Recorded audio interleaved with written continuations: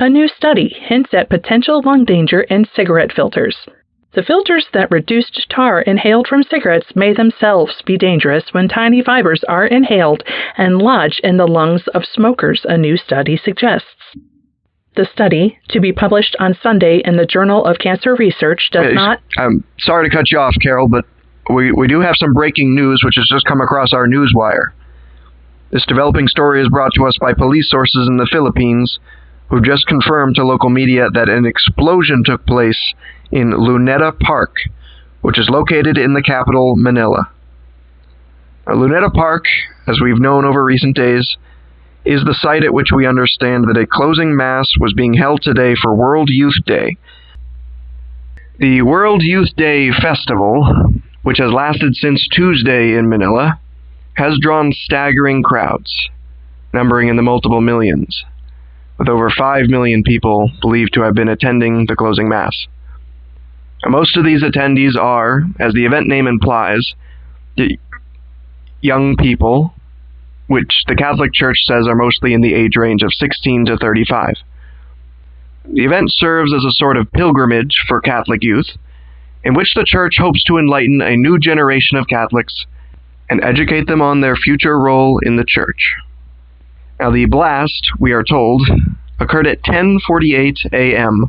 local time in Manila, which is 10:48 at night here in the eastern United States, Manila being 12 hours ahead. We do have a witness to the explosion on the phone with us now. His name is Manuel Cervantes, and he claims to have had a clear and elevated view from a nearby platform when the explosion took place. Hello, Manuel. You're on the air on Radio 660. How are you doing? I'm a little shaken up, but I'm okay. I'm not injured. A lot of people are, though. Yes, we do understand from our sources that there have been many casualties. Could you describe for us, please, what exactly happened? Could you tell what caused the explosion? I'm not sure, David. I don't know what caused it. I just know I was watching the Pope walk down the street, and he was shaking hands and greeting people, and all of a sudden there was a loud bang and a big orange fireball. It was very sharp and a loud bang, a loud crack, like thunder. Manuel, hi. This is Carol Stanley with World News Tonight. Are you aware of how close the Pope was to this explosion? Do you know if he was caught up in this?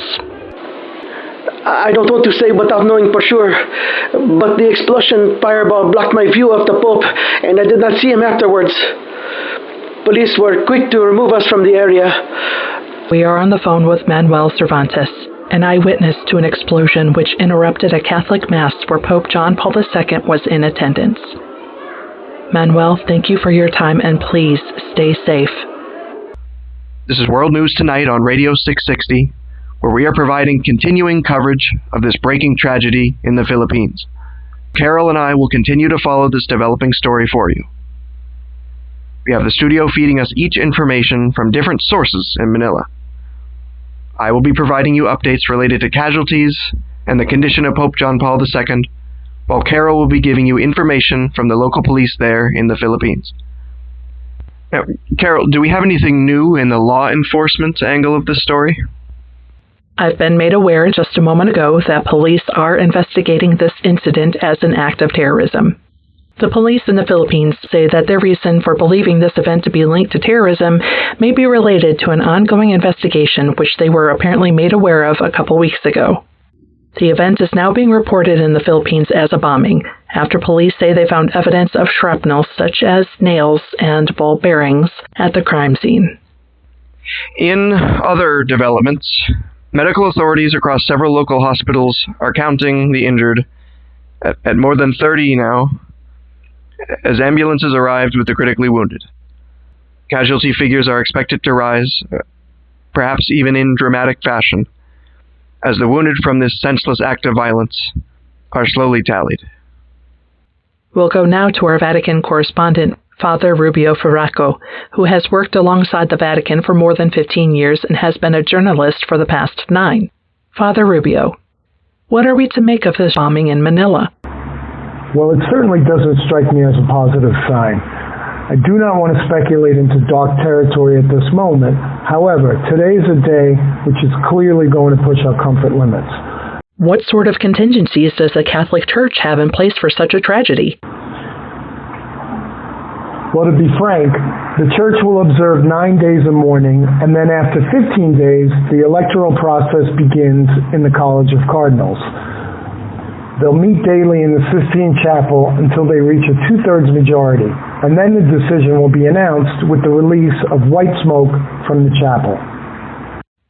So, you think John Paul II is dead? I think the Vatican is taking their time to figure out how to announce some serious news, whatever that may be. And we will have to wait until the Church is ready to address this disaster on their own terms. Father Rubio, ladies and gentlemen. If you are just tuning in, I'm Carol Stanley and I'm here with David Shepard, and we are continuing to cover a developing story from Manila in the Philippines, where it would appear that some sort of terrorist bombing has targeted Pope John Paul II during a closing mass for a youth event. David, are we hearing anything new about the casualties? The injured now number more than 50. This coming as medical officials at 4 hospitals across the area have confirmed a total of 12 deaths, of which at least 4 are thought to be children. These come alongside 2 priests, Father John Hampton of England, as well as Father Zheng Yang of Taiwan. These death confirmations are not a comforting sign for those watching for any news on Pope John Paul II, as these priests were last seen prior to the blast not far ahead of the Pope's position on the street. I'm being told now the attack is now being classified as a suicide bombing. It is now believed by police that the suicide bomber disguised himself as a Catholic priest in order to get close to the Pope, and then he detonated a suicide belt once the Pope came to shake his hand. At long last, we do finally have a couple of sketchy details regarding Pope John Paul II. All we appear to know at this time is that the Pope is indeed at a hospital. However, his condition remains unknown. The Vatican has announced that an official statement will be delivered from Vatican City in just a few moments here. We have Father Rubio, of course, our Vatican correspondent, who is standing by there for that imminent statement. Do we have Father Rubio back on the line? Yes, I am here. Father Rubio, what can we assume from this statement at the Vatican that is about to happen? If the Pope has been incapacitated but not killed, then it's likely that the statement may be a simple prayer for his recovery and a condemnation of the attack, along with a necessary reminder that such an event would not necessitate a conclave. And what may we expect if the news is far more grave than any of us are hoping for? Well, in that case, the Cardinal Camerlingo, Nathan Williams, will be the one to announce such a thing. That statement is, in fact, being broadcast from the Vatican now. Let's listen in. We have suffered a loss this day. Dearest brothers and sisters, our beloved Father John Paul II returned to the house of his father. He was joined by Archbishop Cardinal Jaime Sin of Manila, who was by his side when the explosion took place.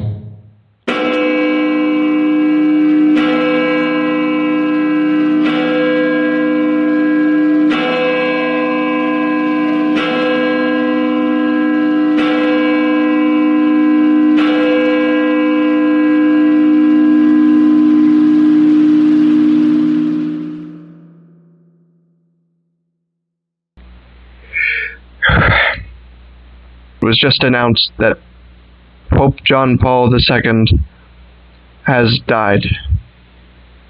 Pope John Paul II was pronounced dead on arrival at Cardinal Santos Medical Center in Manila, following a devastating bombing which has left more than a dozen dead and over 60 injured at last count. President Clinton released a brief statement to the White House press corps in which Clinton has said, quote, I am shocked and saddened by this violent and senseless act of terror.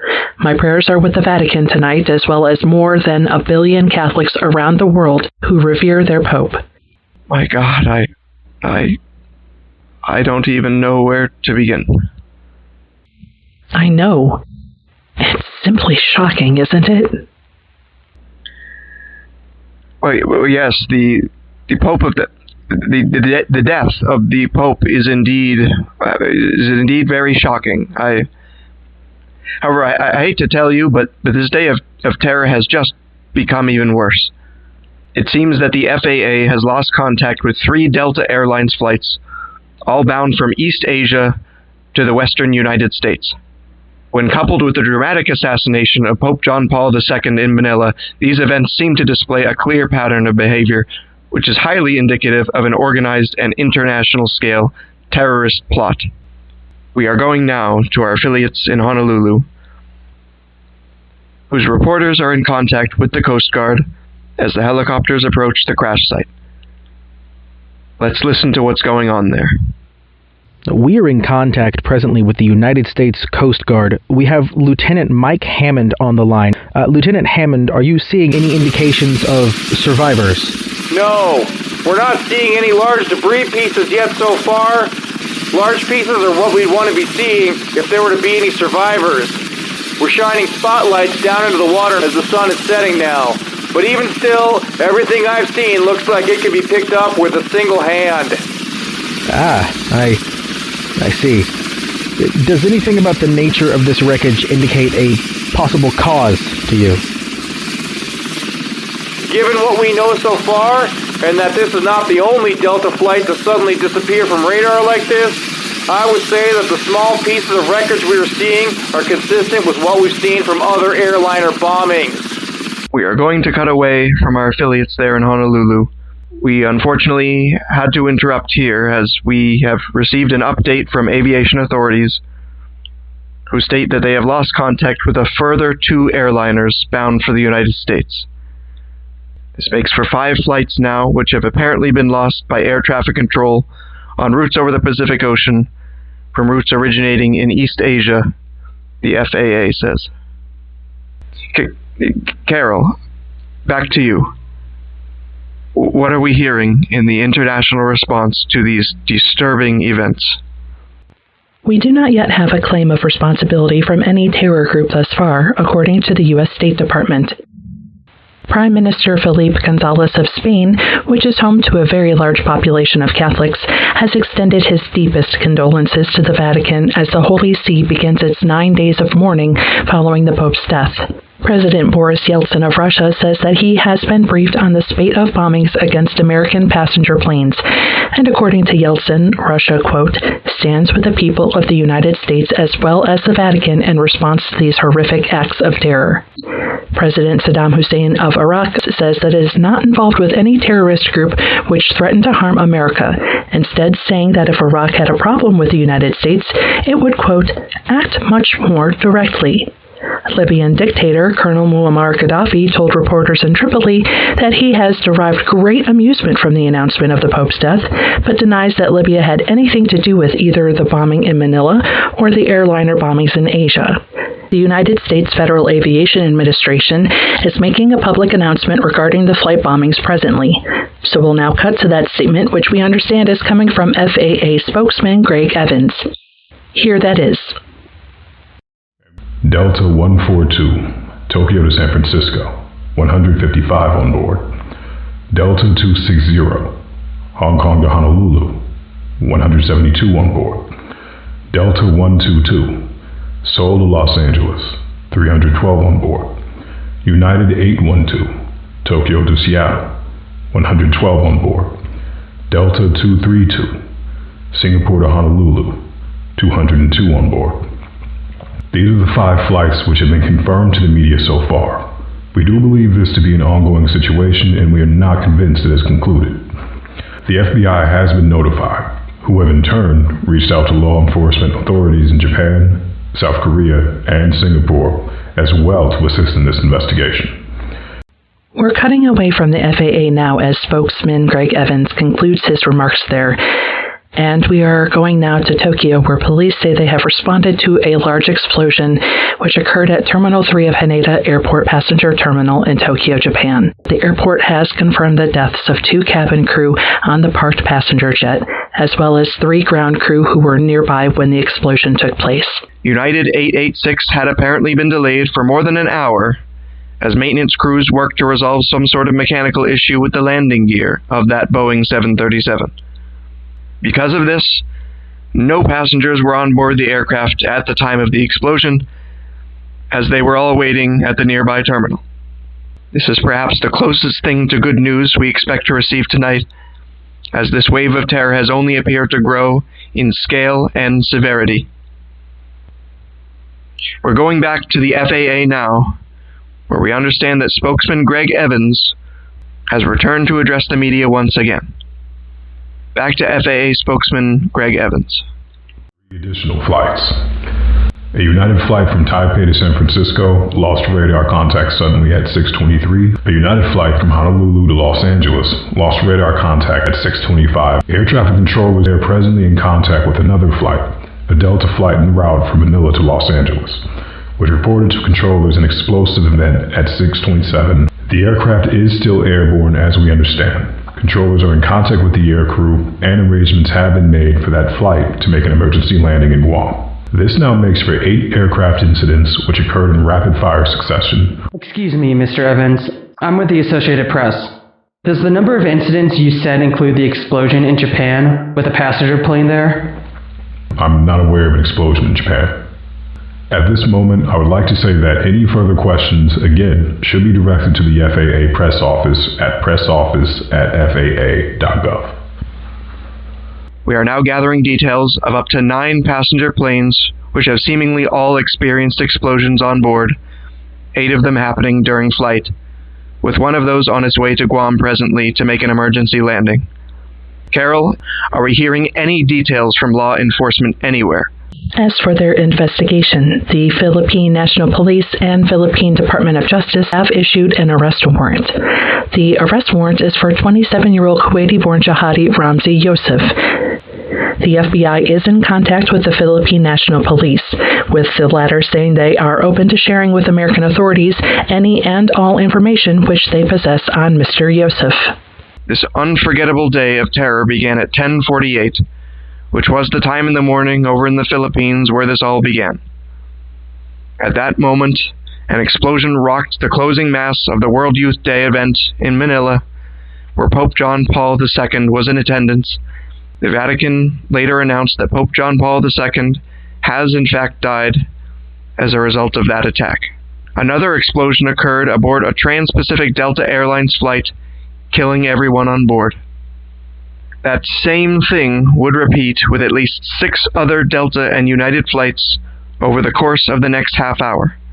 10 explosions, 1 at a Catholic event in the Philippines, and 9 aboard various U.S. airliners have killed an untold number of people, including Pope John Paul II. It is January 14th, 1995, a date which will certainly not be forgotten by many anytime soon. You're listening to World News Tonight on Radio 660. I'm David Shepard, and I'm here with Carol Stanley as we continue to cover these horrific and tragic events. It's 10 now. I'm sorry? A 10th flight was lost by air traffic controllers in Japan about 20 minutes after the takeoff of another Delta Airlines flight from Tokyo. At this moment, there is no further information regarding this apparent 10th flight. We're going to go now to our next call, where we have online our counterterrorism expert, Hallie Lewis. Hallie, what do you make of these recent developments? It's my opinion, at least, that if Ramzi Yosef was indeed involved in these attacks, then he almost certainly was not the mastermind. Do you have any suspicions as to who the mastermind may be, if not Mr. Yosef? Quite frankly, there's only one name that's coming to mind when I ponder the question of who has the resources and connections to pull off something of this scale. And that, in my mind, would most likely be Osama bin Laden. Osama, one of the many heirs to the bin Laden family fortune, was essentially born rich, and he grew up in a lavish upbringing, something which is not typical of jihadi terrorists. if you're not familiar with the name Osama bin Laden, you're going to want to memorize that name tonight. Hallie Lewis, everybody. Hallie, thank you for joining us. David, back to you. This all began in Manila with the shocking assassination of Pope John Paul II. Around 15 minutes after the explosion in Manila, 10 planes, all U.S. carriers, exploded in rapid succession over the course of about 30 minutes. This is the largest foreign attack against Americans since the bombing of Pearl Harbor, which brought the United States into World War II. These attacks, however, came during what has been described as a great peacetime in modern history. We just observed 3 years since the breakup of the Soviet Union and the end of the Cold War, and I think frankly we as Americans have let our guard down. Terrorists have unfortunately taken advantage of that fact tonight, launching a devastating series of attacks which will surely have worldwide repercussions for perhaps a very, very long time to come. I'm David Shepard. I'm here with my co-host Carol Stanley, and this is World News Tonight on Radio 660, as we continue to cover the details of what has been a very disturbing and terrifying night. Out of respect of the victims, we would like to ask at this time that you all join us in observing a moment of silence for Pope John Paul II, as well as the other hundreds, possibly thousands, of lives lost tonight in a series of senseless acts of violence.